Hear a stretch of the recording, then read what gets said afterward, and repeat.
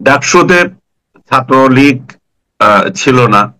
ছাত্রলীগের অনুপস্থিতিতে যারা প্রতিদ্বন্দ্বিতা করেছে তারা অলমোস্ট একই মতাদর্শের।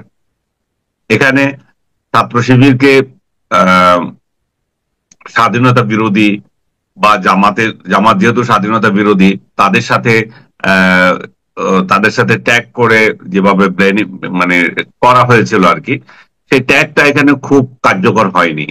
কার্যকর হয়নি এই কারণেই যে যারা এই ট্যাগের বিপরীতে যারা আছে, বাম রাজনৈতিক দলগুলো ছাড়া প্রধান প্রতিদ্বন্দ্বী ছিল এখানে ছাত্র দল।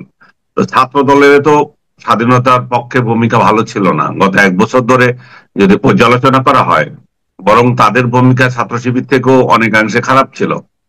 ছাত্র শিবির তো প্রকাশ্যে মুক্তিযুদ্ধের বিরুদ্ধে কোনো বাজে কথা বলে নাই, মুক্তিযোদ্ধাদেরকে অপমান করে নাই, এবং মুক্তিযুদ্ধের ইতিহাস নিয়ে, মুক্তিযুদ্ধের স্থাপনাগুলো ধ্বংস নিয়ে তা উল্লাস করেনি, যেটা যেটা ছাত্রলীগ সংগঠনগত ভাবে মানে নাম দিয়ে দিয়ে করেছে। আহ, তাদের নেতা কর্মীরা যেভাবে করেছে, বা এনসিপিও এখানে ছিল। কিন্তু ছাত্র শিবির অবশ্যই ছিল সব কয়টা অপকর্মের মধ্যে, কিন্তু তারা দলীয়ভাবে সে দায়িত্ব নেওয়ার মতো, আপনি অভিযুক্ত করার মতো কোনো কর্মকাণ্ড তারা দেখায়নি। জামাতও একই একই স্টাইলে ছিল।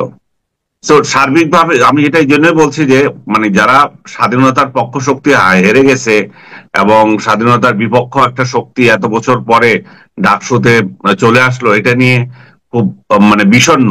আমি তাদের উদ্দেশ্যে বলছি, এখানে বিষণ্ণ হওয়ার কিছু নাই। যারা জিততেন তারাও একই জিনিস ছিলেন, তারা নতুন কিছু না। এখানে নতুন কিছু হতো যদি আপনি বাম রাজনৈতিক দলগুলো কে যদি গুরুত্ব দেওয়া হতো। সেখানে ঠিক আছে ছাত্রলীগ নাই, অন্তত প্রগ্রেসিভ আরেকটা দল ছিল, আরেকটা গোষ্ঠী ছিল, ওদেরকে দিতে পারতেন। কিন্তু এগুলো সবকিছু হয়নি, কারণ ছাত্র শিবির দীর্ঘ পরিকল্পনার মধ্য দিয়ে এই নির্বাচনে বিজয়ী হয়েছে।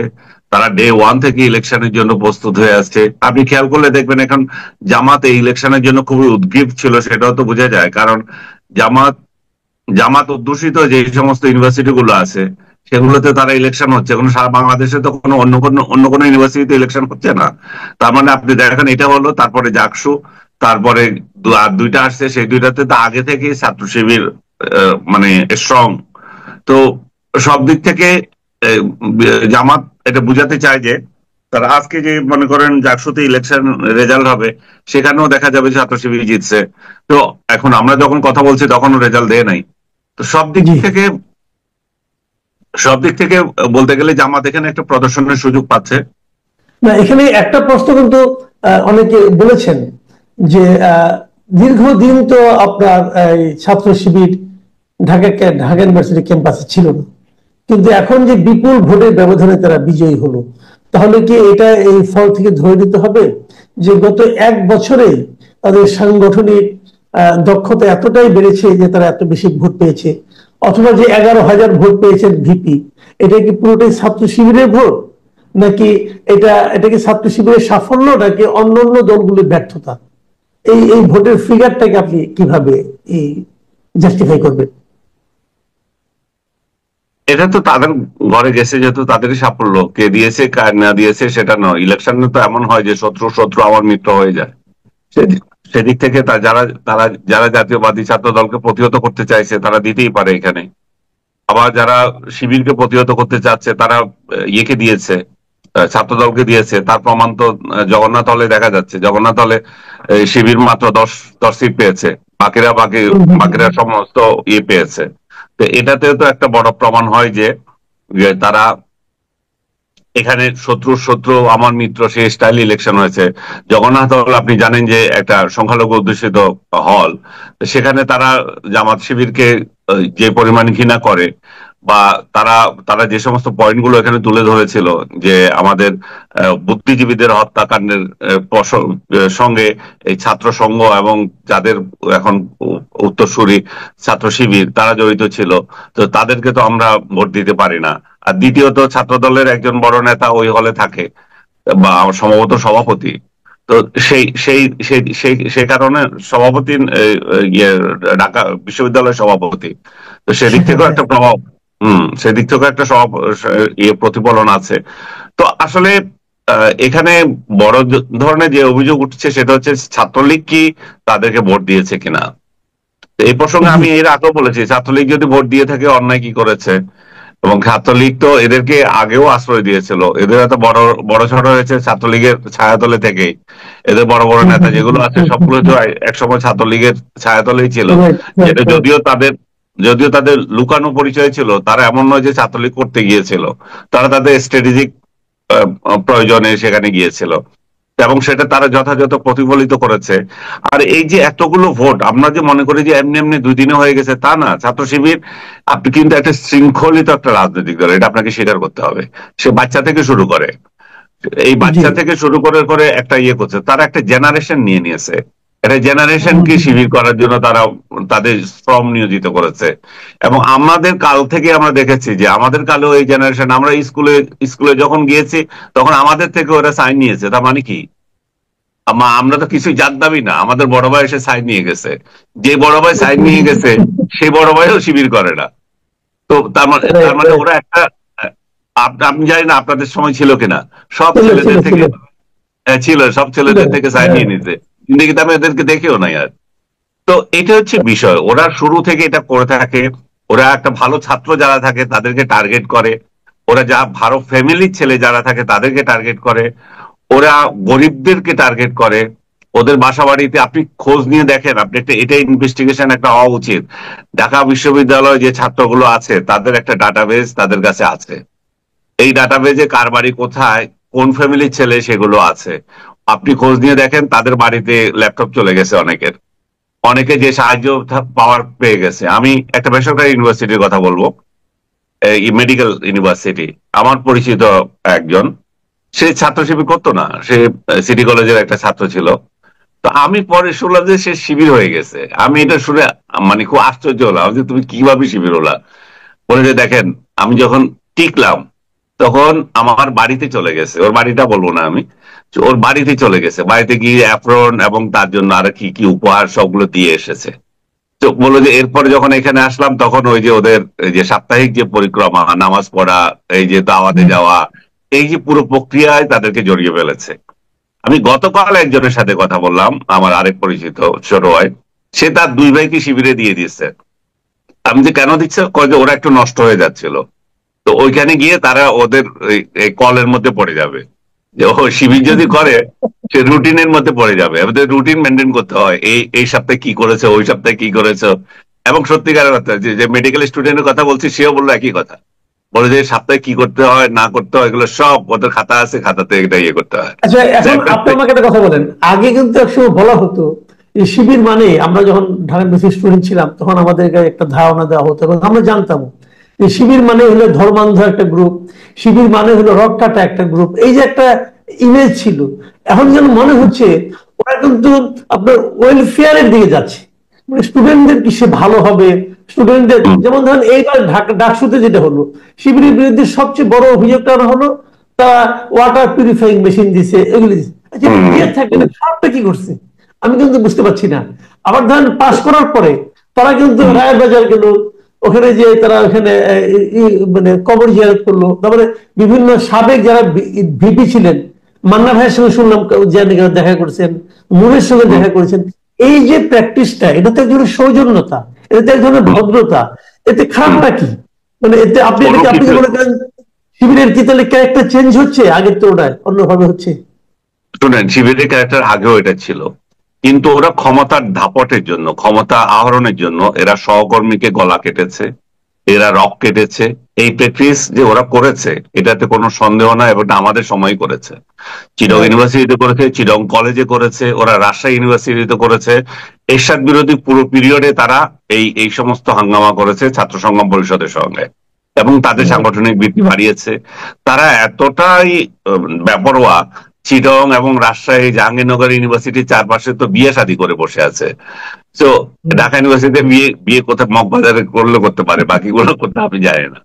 তো এরা যে বিয়ে শাদীর রাজনীতি তো এরা বিশ্বাসী ছিল, ফ্যামিলি বন্ডিং। রাইট। এই যে জাহাঙ্গীরনগরে আপনি যান, চারপাশে যান, শিবিরের পোলাদের শ্বশুর বাড়ি পাবেন, রাজশাহীতে পাবেন, চিটং এ পাবেন।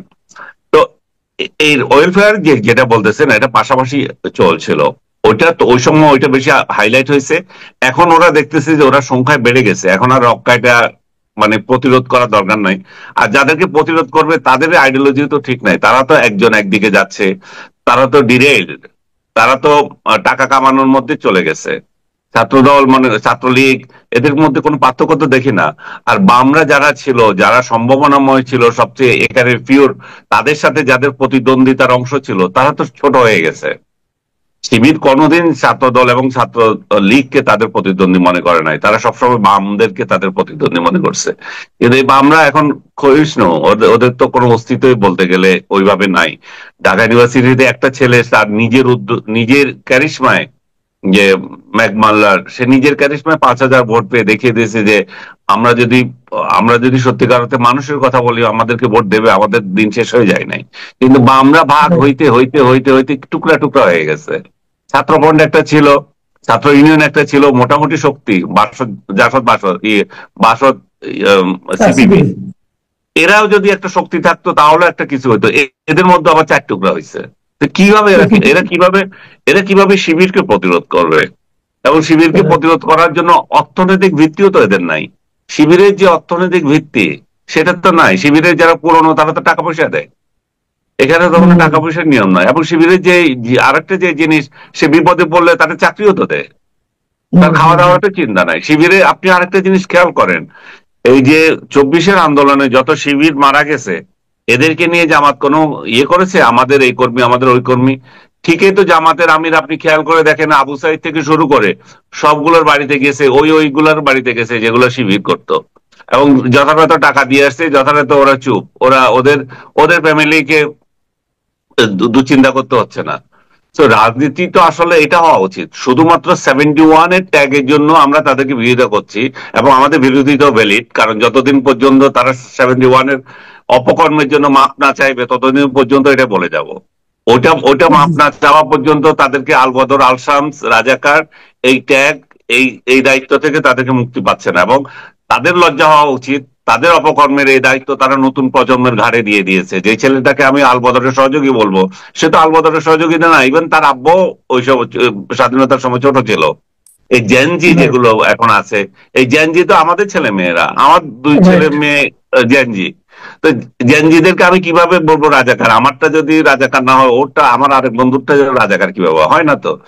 জামাত শিবির একটা অপশক্তি, এরা 71-এ যে অপকর্ম করেছিল তার দায় দায়িত্ব নতুন জেনারেশনের উপর দিয়ে দিচ্ছে, এবং এদের মাথাতে ঢুকিয়ে দিয়েছে যে ওরা কিছু করে নাই। আমি বলবো যে এই জেনজিদেরকে আজকে আমি অনুরোধ করবো, তোমরা তোমাদের পূর্বসূরি যারা আছে তাদেরকে প্রশ্ন করো, তোমাদের অপকর্ম কেন আমরা নিতে হবে? তোমরা যে হত্যা করেছো, তোমরা যে আর্মির সহযোগী ছিলে, সেগুলো তো প্রমাণিত, দলিল আছে। তোমরা এত দলিল আমাদের পড়তে দাও, সেটা পড়তে দাও না কেন? তোমাদের পাকিস্তানি জামাতে ইসলামের বইগুলো আমাদের পড়তে দাও, এখানে তো আছে তোমাদের, তোমরা যে কত সুকর্ম করেছো বাংলাদেশে সেগুলোর বর্ণনা তো আছে। এবং সেই বর্ণনার ফলও তো আমরা দেখলাম, ডাকসুতে জিতার সঙ্গে সঙ্গে জামাতে ইসলাম অভিনন্দন জানায়। পাকিস্তান জামাত ইসলাম। হ্যাঁ, আচ্ছা, এখন আমার শেষ প্রশ্নটা বলেন আপনি আমাকে, এই যে ডাকসু নির্বাচন হলো এবং তার যে ফলটা আমরা পেলাম, এখান থেকে আমাদের যে আগামীতে মানে রাষ্ট্র ক্ষমতায় যাওয়ার জন্য স্বপ্নে বিভোর যে বিএনপি, এই বিএনপি শিক্ষা নেওয়ার কিছু আছে কিনা? বিএনপি তো পুরোটাই শিক্ষা নেওয়া উচিত। 5 আগস্টের পর থেকে জামাতে ইসলাম বাংলাদেশের মানুষের প্রতি কোনো আঘাত করে নাই। যারা পরাজিত শক্তি তাদেরকে আঘাত করেছে, বাট আপনি যদি সেটা বিএনপির সাথে তুলনা করেন, 90 আর 10, বিএনপি 90% করছে, ওরা 10% করছেন। বিএনপি 90% চুরি, দাড়ি, বাটপারি, দখলদারিতে ছিল, জামাতকে আপনি দললে 10% দিতে পারেন। এই যে ভুয়া মামলা, 90% ভুয়া মামলা করছে বিএনপির লোকেরা, মবগিরিতে বিএনপির লোকেরা এবং এনসিপির লোকেরা। জামাত এখানে আছে কিন্তু তারা গা দেখায় নাই।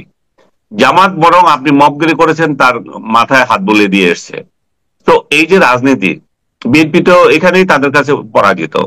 এবং এবং আপনি গ্রামে গঞ্জে যায় দেখেন, টোকাই শ্রেণীর, ভাত পাইতে না খাইতে আপনার বাড়িতে কাজ করছে, এইগুলা এখন এই 5 আগস্টের পরে টাকা পয়সা দিয়ে এমন হয়েছে যে আপনাকে চ্যালেঞ্জ করে, আপনাকে বলে ফকির ভূত, ফকির নির্বোধে আপনাকে বলে ফকির নির্বোধ। This is the culture of BNP, এবং তারা এটা প্রতিষ্ঠা করেছে 5 আগস্টের পর থেকে। যে এদেরকে প্রতিরোধ করার জন্যই মানুষ সম্মিলিতভাবে জামাত রাজাকার কি না সেটা দেখবে না, এবং আওয়ামী লীগ সহ ভোট দেবে জামাতকে, এবং ভোট দেওয়া আমিও মনে করি উচিত।